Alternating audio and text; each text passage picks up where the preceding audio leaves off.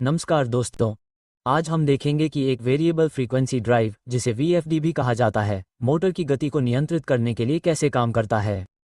VFD में तीन मुख्य घटक होते हैं: कन्वर्टर, फिल्टर और इन्वर्टर। कन्वर्टर, जिसे रेक्टिफायर भी कहा जाता है, डायोड के एक सेट से लैस होता है।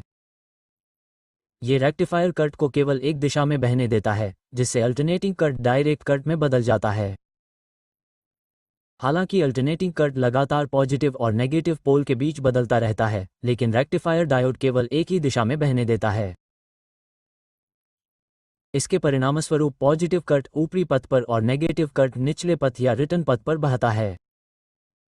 इस प्रकार अल्टरनेटिंग करंट डायरेक्ट करंट में बदल जाता है। यहाँ काली रेखा और काला तीर लाल फेज लाइन साइन वेव के अधिकतम और न्यूनतम मानों के बीच के वैकल्पिक मानों को दर्शाता है। लाल, नीले और पीले फेज साइन वेव के प्लस और माइनस चिन्हों सहित मानों का बीजगणितीय योग इस ग्राफ पर किसी भी बिंदु पर शून्य है। लाल फेज लाइन पर विचार करने पर डायोड से प्रवाहित होने पर साइन वेव के नेगेटिव साइड पर वोल्टेज मान शून्य हो जाता है। वीएफडी के कन्वर्टर सेक्शन में तीनों लाइन वोल्टेज में ये बदलाव होता है। कन्वर्टर से गुजरने के बाद हमें तीनों लाइन वोल्टेज या परिणामी करंट का पॉजिटिव भाग डीसी मान के रूप में प्राप्त होता है। हालांकि यह आउटपुट स्मूथ नहीं होता है, इसमें रिपल होते हैं। शुद्ध लीनियर डीसी वोल्टेज प्राप्त करने के लिए रफ डीसी आउटपुट स्मूथ होना चाहिए। ये फिल्टर या डीसी बस का काम है। डीसी बस कैपेसिटर से लैस होती है और ये कैपेसिटर रफ और रिपल वोल्टेज को स्मूथ और लीनियर डीसी वोल्टेज में बदलते हैं।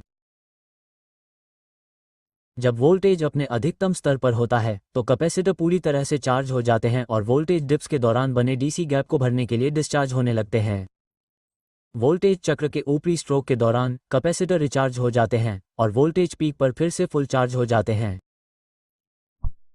इसका उद्देश्य स्मूथ और लीनियर डीसी वोल्टेज सुनिश्चित करना है, जो अगले चरण के इन्वर्टर ऑपरेशन के लिए महत्वपूर्ण है। कैपेसिटर के अलावा डीसी वोल्टेज को और अधिक सुचारू बनाने के लिए फिल्टर में इंडक्टर के साथ रिएक्टर भी मौजूद हैं। इन्वर्टर में इंसुलेटेड गेट बाइपोलर ट्रांजिस्टर होते हैं, जिन्हें आईजीबीटी स्विच भी कहा जाता है। ये डीसी वोल्टेज को वापस एक्ट में बदलते हैं, लेकिन अब वेरिएबल कंट्रोल फंक्शन के साथ।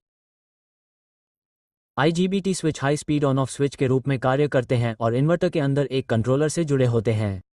वे अत्यधिक प्रभावी होते हैं और तेजी से स्विचिंग के दौरान सकारात्मक और नकारात्मक डीसी लाइनों के बीच शॉर्ट सर्किटिंग को रोकते हैं। यहाँ बिंदीदार रेखा आईजीबीटी स्विच का नियंत्रक इकाई से कनेक्शन दिखाती है। आईजीबीटी ट्रांजिस्टर के बजाय इन्वर्टर के संचालन को सरल बनाने के लिए सामान्य ऑन ऑफ स्विच का उपयोग करने की कल्पना करें। यहाँ डीसी वोल्टेज को तीन लाइनों के माध्यम से व्यवस्थित और समय पर तरीके से लोड तक पहुँचाया जाना है। अब यह एक तीन चरण प्रणाली को फिर से बनाता है। फिर से जब यहाँ घेरे गए स्विच की जोड़ी बंद होती है तो लोड उस समय लाल और नीली रेखाओं के माध्यम से डीसी वोल्टेज प्राप्त करता है। जब स्विच की जोड़ी को बदला जाता है तो लोड को उसी समय नीली और पीली रेखाओं से डीसी वोल्टेज प्राप्त होता है। अब बचे हुए स्विच बंद हो जाते हैं और लोड को पीली और लाल रेखाओं के माध्यम से वोल्टेज मिलता है। ये स्विच नियंत्रित क्रम में जोड़े में खुलते और बंद होते हैं। नियंत्रक को यह सुनिश्चित करना चाहिए कि डीसी मेन लाइन को शॉर्ट सर्किट होने से बचाने के लिए एक जोड़ी में ऊपर और नीचे के स्विच एक साथ बंद न हों। तीनों लोड लाइनों की एक साथ तुलना करने पर आईजीबीटी स्विच द्वारा बनाए गए पल्स के आधार पर पल्स चौड़ाई मॉड्यूलेशन नए तीन चरण आउटपुट में वोल्टेज और आवृत्ति में भिन्नता उत्पन्न करता है। स्विच के खुलने और बंद होने के समय और स्विचिंग चक्रों की आवृत्ति को नियंत्रित करके हम मोटर में वोल्टेज और आवृत्ति इनपुट को बदल सकते हैं। इस तरह पल्स चौड़ाई मॉड्यूलेशन काम करता है। शुरू में अधिकतम गति की आवश्यकता के अनुसार मोटर का चयन करना और फिर वोल्टेज और आवृत्ति को नियंत्रित करके वीएफडी का उपयोग करके इसकी गति को कम करना वीएफडी का उपयोग करके मोटर के गति नियंत्रण के लिए आमतौर पर स्वीकृत अभ्यास है। आशा है कि आपको वीएफडी कैसे काम करता है इसकी अच्छी जानकारी हो गई होगी। अब अगर यह वीडियो मददगार है तो कृपया चैनल को सब्सक्राइब करें। धन्यवाद।